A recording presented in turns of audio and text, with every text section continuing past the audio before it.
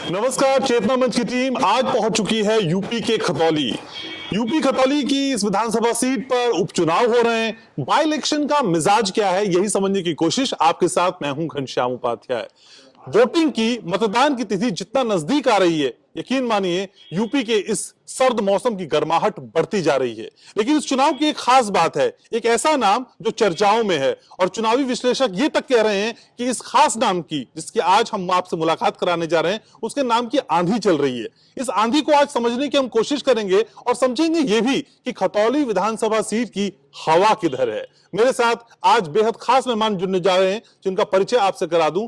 Robin hood की छवि है, बेहद खास अंदाज है, जो इनसे मिलता है वो उनका मुरीद हो जाता है। आज हम मुलाकात करने जा रहे हैं मदन भैया की। शुरुआत करते हैं खास कार्यक्रम की। ट्रैक रिकॉर्ड से ही जनता परेशान है, क्योंकि बीजेपी ने समझ लिया है आप जिस पे दाव लगाएंगे वो जीत जाएगा। उसे ना किसानों की चिंता है, ना कमेरों की चिंता है, ना एक गरीब वर्ग की चिंता है। लास्ट इलेक्शन बीता है, 1 लाख वोट कम से कम भारतीय जनता पार्टी को मिले। 3 लाख वोटर्स में से 84,000 पे आप सेकंड लीड कर रहे थे, यानी आपकी पार्टी लीड कर रही थी। सर, जो 16,000 का गैप है वो कितनी बड़ी जीत में बदलेगा इस बार? कितना बड़ा अंतर होने जा रहा है? क्योंकि वो तो पटेगा ही, आप कह रहे हैं उसको पाटने ही जा रहे हैं अंतर को, लेकिन ये जीत कितनी बड़ी होगी सर? जीत कम से कम जहाँ तक हम समझ रहे हैं अप्रत्याशित होगी। अच्छा, कि जो बीजेपी का वर्कर है वो खुद परेशान है, जातियों का नाम ले लेकर अपमानित किया गया है। तो खतौली विधानसभा सीट के बाई इलेक्शन का मूड हम समझने के लिए पहुंच चुके हैं और हमारे साथ मदन भैया जुड़े हुए हैं। मदन भैया, बहुत स्वागत है आपका। जी धन्यवाद। कैसा चल रहा है चुनाव? चुनाव बहुत अच्छा चल रहा है और खतौली की जनता ने गठबंधन के प्रत्याशी के रूप में हमारे समर्थन में मन बना लिया है पूरी तरह से।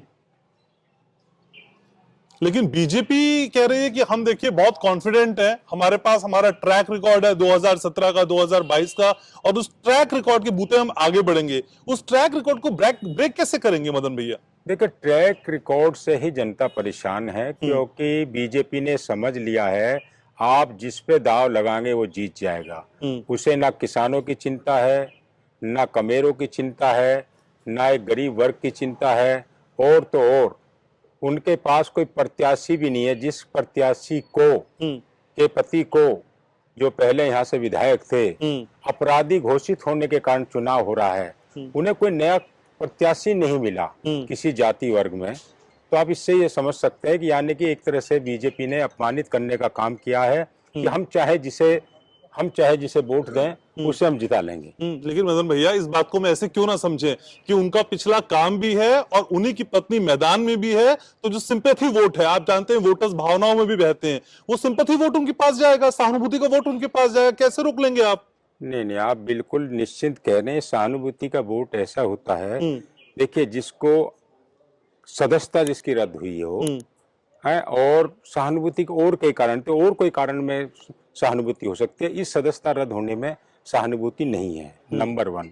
नंबर 2 से, जैसे पहले यहाँ पर जो विधायक रहे थे, जिस तरह से उन्होंने जातियों को अपमानित किया है, धर्म संप्रदाय को अपमान, कोई जातियां नहीं छोड़ी, आप देखिए हैं, और उनका कोई विजन नहीं है। वो यहाँ तक भी उनके पास कोई काम के लिए जाता था, कहता था आपने मोदी योगी को वोट दिया है, उनसे काम कराइए। देखिए, पार्टी का एक एजेंडा होता है, चाहे भाजपा हो चाहे हमारा राष्ट्रीय लोकदल हो, लेकिन उस एजेंडे का मतलब ये नहीं है। प्रत्याशी की भी जिम्मेदारी है, जो विधायक बनता है उसकी भी जिम्मेदारी है। अब हम ये कह लें कि मैं गठबंधन को वोट दिया है, तो ये जिम्मेदारी हमारी रहेगी। तो ऐसा नहीं है, तो इसीलिए इसका उन्हें कोई लाभ मिलने वाला नहीं है। अच्छा, लेकिन मदन भैया, असल में एक ट्रैक रिकॉर्ड देखते हैं, जो पिछले आंकड़े उनको भी देखते हैं। 2007 से लेके 2022 तक बीजेपी ने ग्रेजुअली इंप्रूव किया है, वो बढ़ते गए हैं आगे, और वोट प्रतिशत भी उनका बढ़ा है, धीरे धीरे से ही, रफ्तार से ही वो वोट बैंक भी उनका बढ़ा है। तो इस बार वो वोट बैंक क्यों नहीं बढ़ेगा? अभी तो हाल ही की बात है, वहां पे ब्रेक कैसे लग जाएगा? देखिए, आपने स्वयं कहा कि वोट बैंक जो है बीजेपी का बड़ा है, और उनका ट्रैक रिकॉर्ड है। तो ये समीकरण कभी हमारा भी था, है, वो समीकरण हमारा पुनः लौट रहा है। कैसे? ऐसे कि आज चंद्रशेखर जी के मिलने से हमें बहुत ताकत मिली है। राष्ट्रीय लोकदल और समाजवादी पार्टी का गठबंधन, देखिए, ये आप भी मानते होंगे, बहुत मजबूत था। बिल्कुल, हम थोड़े थोड़े अंतर से हारे थे, हैं, और जिस तरह की आपको भी मालूम है हैं, जो दलित समुदाय था वो अलग चला था, आज वो समुदाय पूरी तरह से एकजुट होकर गठबंधन का हिस्सा है चंद्रशेखर जी के नेतृत्व में। तो ये राजनीति समीकरण की भी होती है। कभी नहीं तो बीएसपी का कोर वोटर आपको चंद्रशेखर की वजह से मिल रहा है या फिर बीएसपी के मैदान में ना होने की वजह से मिल रहा है? दोनों अलग चीजें हैं ना सर। नहीं, देखिए सवाल बीएसपी के कोर वोटर की नहीं है, मैं दलित समुदाय की बात कर रहा सर हूँ। वो कोर वोटर कौन सा आप जानते हैं सर? नहीं नहीं नहीं नहीं, दलित समुदाय की बात कर रहा हूँ, शोषित समुदाय की बात कर रहा हूँ। आप देखिए जो है जब देखिए अगर बसपा लड़ती तो एक बार मान सकते हैं हम, जब वो नहीं लड़ रहा तो उन्हें तय करना है कि आपको किसके साथ जाना है। लेकिन 2022 में जितने भी वोट मिले वो वहां से जब छिटके यानी बीएसपी से छिटके तो वो बीजेपी के पास चले गए। मैं ये जानना चाहता हूं, आपकी खास छवि है लोगों के बीच में, आप लोगों के बीच जाते हैं, काम भी करते हैं, उनसे मिलते हैं और 1 to 1 आपका कम्युनिकेशन लोगों से होता है, ये सब अच्छे से जानते हैं। लेकिन सर जो बीएसपी का छटका हुआ वोट बीजेपी को मिला था उसको अपने ग्रुप में कैसे लाएंगे? मुझे वो मैकेनिज्म समझा दीजिए। नहीं नहीं, वो ग्रुप में इसलिए लाएंगे, देखिए चंद्रशेखर जी का काफी आधार है और विशेष तौर से सहारनपुर मुजफ्फरनगर में उनका काफी आधार है। और फिर देखिए सवाल बसपा के कैडर का नहीं है, सवाल शोषित बिल्कुल है ना सर। मैदान में देखिए आप आप अपने आप में इतनी मजबूत शख्सियत है, आप हैं और बीजेपी है, दूसरे कोई है ही नहीं कंपटीशन में। नहीं नहीं नहीं, ऐसा नहीं है, ऐसा नहीं है श्रीमान। देखिए हमने पहले भी आपने देखे होंगे, हमारे चुनाव भी देखे होंगे। देखिए जब चुनाव में एक समुदाय ये देखता है कि उनकी पार्टी को का व्यक्ति नहीं है, फिर ये देखता है उनकी नीतियों को कौन आगे लागू कर सकता है, उनका कौन सम्मान कर सकता है, तो उसके लिहाज से व्यक्ति सोचता है। सर 2022 में भारतीय जनता पार्टी को 44% 54 या फिर 2022 की बात करें तो फिर 45% कुछ रहा, मतलब 1-8% का उनके ग्राफ में इजाफा हुआ। इस बार ये ग्राफ बढ़ेगा या घटेगा और कैसे घटेगा? रणनीति क्या होगी वो आप? देखिए रणनीति ये है, पिछले ग्राफ में सबसे बड़ा तो समर्थन देखिए, आप जातियों पे चलिएगा, जातियों के गठबंधन में गुर्जर लगभग एक तरफा मिल रहा है। पहले गुर्जर आपको मालूम ही है, ठीक है, अब मैं उसके बारे में ज्यादा नहीं कह रहा। जाटों में बहुत बढ़ोतरी हो रही है क्योंकि ये चौधरी चरण सिंह जी का कर्म क्षेत्र रहा। तो मैंने पहले भी कहा उतार चढ़ाव आते रहते हैं, मतदाता पुनः लौट रहा है और बाकी तो गठबंधन का वोट यथावत है। तीसरा जो आपने कहा, ये 3 वोट ही जो है, प्लस जो आपने बताया कि दलित समुदाय का वोट भी निर्णायक है। वो दलित समुदाय हमें पूर्ण यकीन है धीरे धीरे हमारी तरफ लौट रहा है। सर 2022 की बात करें, हाल ही की बात, ये लास्ट इलेक्शन बीता है, 1 लाख वोट कम से कम भारतीय जनता पार्टी को मिले 3 लाख वोटर्स में से। 84,000 पे आप सेकंड लीड कर रहे थे, यानी आपकी पार्टी लीड कर रही थी। सर जो 16,000 का गैप है वो कितनी बड़ी जीत में बदलेगा इस बार? कितना बड़ा अंतर होने जा रहा है? क्योंकि वो तो पटेगा ही, आप कह रहे हैं उसको पाट नहीं जा रहे हैं अंतर को, लेकिन ये जीत कितनी बड़ी होगी सर? जीत कम से कम जहां तक हम समझ रहे हैं अप्रत्याशित होगी। अच्छा, क्योंकि जो बीजेपी का वर्कर है वो खुद परेशान है, जातियों का नाम ले लेकर अपमानित किया गया है, ब्राह्मणों को गालियां दी गई है, जाटों को गालियां दी गई है, गुजरों को तो कुछ समझा ही नहीं गया है। तो ऐसा नहीं है, अब वो किसी कारणवश ये समझिए भय के कारण चुप है, लेकिन मतदान में वो हमें उम्मीद है कि वो भाजपा को हराने के लिए और हमें जिताने के लिए मतदान करेंगे। खतौली के विकास की ऐसी 4 बातें कौन सी सर आपके दिमाग में चल रही हैं जो लोगों तक पहुंचाने का प्रयास आप कर रहे हैं?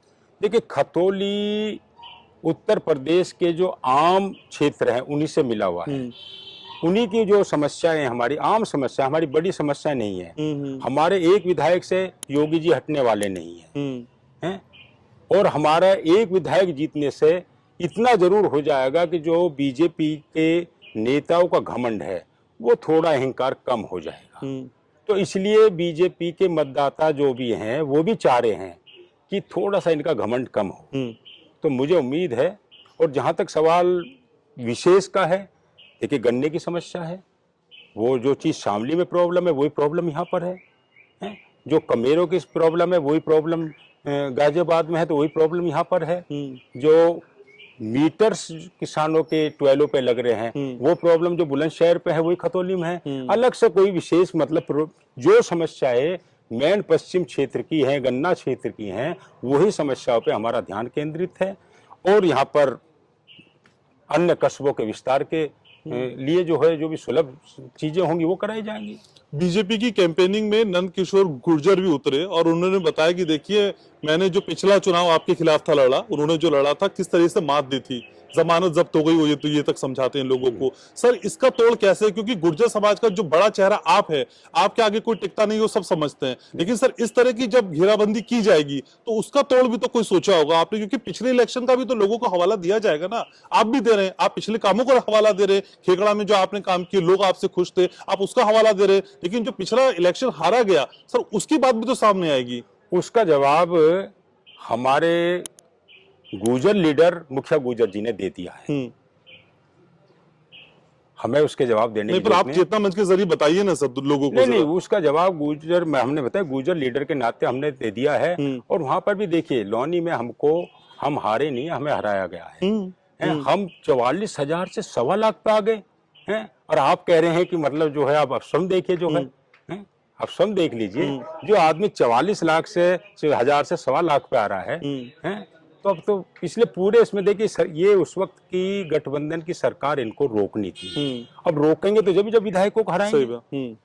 सर, आपकी खास छवि है, लोग आपसे मिलते हैं, जुड़ते हैं, और आपसे मिलने के लिए लोगों को समय नहीं लेना पड़ता, ये सबसे खास बात है। आप सबकी रीच में है, तो क्या इस यूएसपी को, इस बात को आप भुनाने की कोशिश करेंगे? क्योंकि मदन भैया का दरबार सबके लिए खुला हुआ है। नहीं, भुनाना शब्द इसमें उपयुक्त नहीं लगता। सर, अपनी चीजें तो बतानी पड़ती है ना सर, ब्रांडिंग का जमाना है। बीजेपी देखिए कैसे ब्रांडिंग करती है। देखिए, ब्रांडिंग इसलिए नहीं है, यहाँ पर बीजेपी डिफेंसिंग मोड में लड़ रही है। जातियों को उन्होंने अपमानित किया। जो बड़े नेता आ रहे हैं, केवल जातियों के उसको सहलाने के लिए आ रहे हैं। जिस तरह से ब्राह्मणों को गालियां दिया तो ब्राह्मण नेताजी को बुलाए जा रहे हैं। जाटों को मतलब जो है अपमानित किया गया तो जाटों को बुलाया जा रहा है। हम लोग एक विजन के साथ मैदान में हैं। हमारा एक विजन है, कैसे किसानों को और कमेरों को आगे बढ़ाया जाए। सर, और इन सारी चीजों के साथ जब 5 दिसंबर को वोटिंग होगी, फिर रिजल्ट आएंगे, एक कोई मन में सोचा है कि इतने वोट इस बार हमको मिलेंगे? कोई फिगर मेरे व्यूवर्स को आप बता सकते हैं कि इतने वोट कम से कम आपको मिलने जा रहे हैं? अप्रत्याशित। कितना सर? 3 लाख वोटर्स में तो कितने वोट मिल जाएंगे? देखिए, अंतर 84,000 ही थे पिछली बार। 50,000 से कम का रहने वाला नहीं है, जब तक अब तक का, जहां तक मैं हम समझे।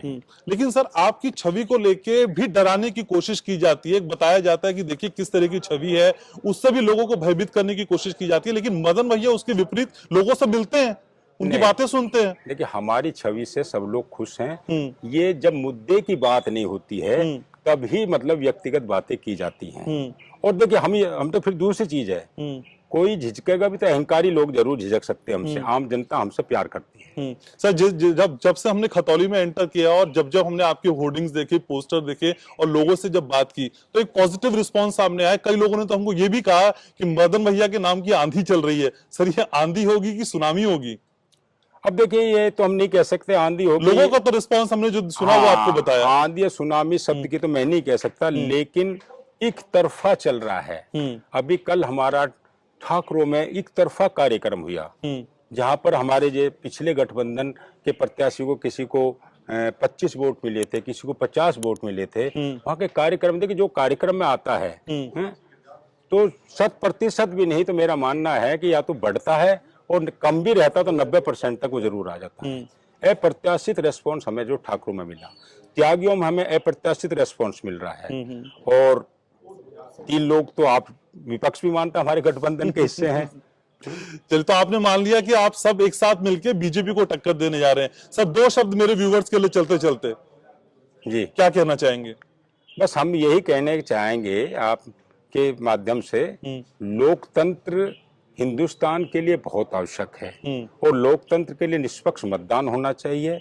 चुनाव आयोग से भी हम अपील करना चाहेंगे, निष्पक्ष मतदान हो। जो भी दलित दबे कुचले लोग हैं, अल्पसंख्यक लोग हैं, उन्हें मतदान से वंचित करने का कोई प्रयास ना किया जाए। सर, कैमरे पे एक प्रॉमिस मैं आपसे चाहता हूं कि 8 तारीख को जब रिजल्ट आ जाएगा तो आप हमसे फिर 20 मिनट बात करेंगे। 20 मिनट बात भी करेंगे और आपके साथ चाय भी पियेंगे। बहुत शुक्रिया सर, बहुत शुक्रिया, आपने समय निकाल। बैठिए सर जरा।